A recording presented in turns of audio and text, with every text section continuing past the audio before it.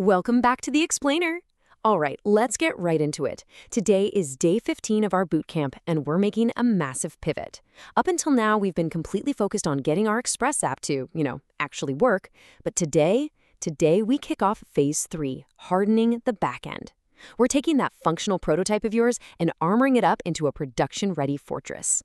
So you might be sitting there wondering, is my Express backend really a sitting duck right now? Well, honestly, yeah, it probably is. Look, Node.js is incredibly fast because of its event-driven architecture, but that single-threaded nature, it's a huge Achilles heel if you aren't careful. Literally, a single blocked event loop, or just one exposed secret, and boom, your entire server comes crashing down. Without the right defenses, malicious actors can basically walk right in and overwhelm your application. To fix this, we're going to use a castle defense strategy. We'll systematically build defensive rings around your app. We'll start by securing the perimeter, then we'll set up the gatekeepers, move inward to locking the vault, and finally, we'll implement crowd control. Okay, step 1, let's secure that perimeter. Every sturdy castle needs incredibly thick outer walls, right? Well, in Express, your outer wall is Helmet. Helmet is essentially a collection of middleware functions that set critical HTTP security headers for you. And the best part? It's literally just a single line of code. Just app.useHelmet, and instantly you fortify your app against a massive range of immediate threats. Things like cross-site scripting, malicious click-jocking, all of it. It is hands down the most impactful quick win in Node security. These HTTP headers act as the bricks in your wall, neutralizing very specific vulnerabilities. Take strict transport security, or HSTS for example. That absolutely forces HTTPS, slamming the door on protocol downgrade attacks. Then you add the X-powered by header. Helmet actually disables this by default, which is brilliant because it hides your tech stack from automated bots that are just sniffing around for Express-specific vulnerabilities. But the undisputed heavyweight champion here is the Content Security Policy, or CSP. Now, a quick but super important warning on this. CSP is your most powerful header, but it is also the most complex. It strictly dictates to the browser exactly which scripts and resources are allowed to load. Because it's so heavy-handed, you absolutely must run it in report-only mode first. I can't stress this enough. If you just turn it on blindly, you run a very real risk of blocking your own legitimate scripts and totally bricking your front end. All right, moving past the outer walls, we arrive at step 2, the gatekeepers. This is your authentication layer. So how do we manage these gates? There are 2 great models here. On one side, you've got stateful sessions, usually backed by something like Redis. These are awesome if you need to be able to instantly and absolutely revoke a user's access, but you do have to manage that server memory. On the flip side, we have stateless JSON Web Tokens, or JWTs. This is really the go-to pattern for modern Node APIs right now. Because the server doesn't store the state, it scales effortlessly. The trade-off, though, is complexity.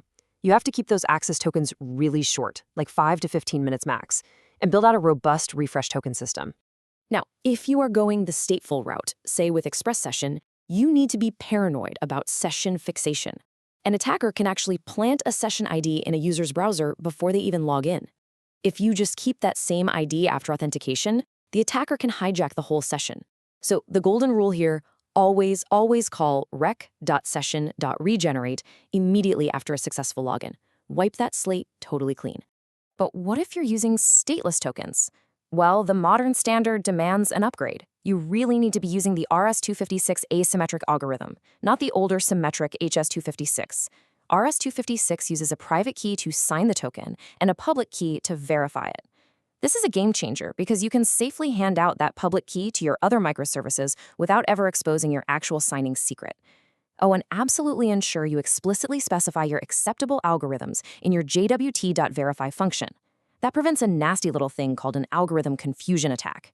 And finally, for the love of everything secure, guard those JWTs carefully. The absolute standard best practice is locking those tokens inside HTTP-only cookies, using the secure flag and setting same site to strict.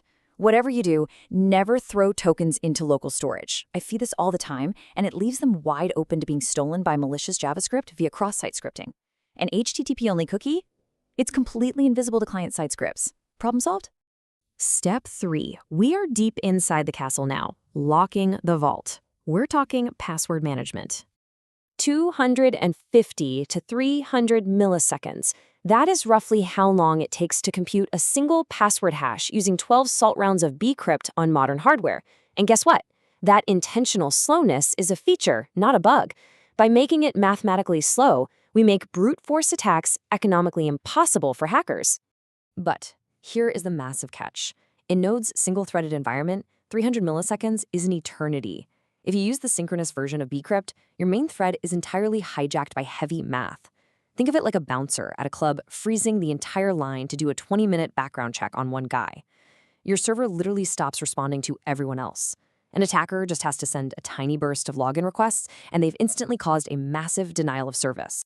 So the fix is simple, but absolutely critical. Always use the async bcrypt API. By making it asynchronous, Node actually offloads that heavy cryptographic lifting to background C++ worker threads. While the hash is being securely crunched in the background, your main event loop stays totally free to process thousands of other user requests at the exact same time. All right, finally, step 4, crowd control. Let's say your castle is completely locked down. What happens when a massive botnet siege engine rolls up to your gates? Without crowd control, malicious actors will relentlessly bombard your endpoints. They'll use leaked lists and automated credential stuffing attacks, aiming to saturate your event loop and set your downstream database on fire until the whole system crashes offline. This is exactly where rate limiting steps in to save the day. By implementing a Redis-backed rate limiter, you effectively dig a moat around your app. If you cap logins to, say, 5 attempts per minute per email, the rate limiter automatically spots that malicious burst of automated traffic and just drops it.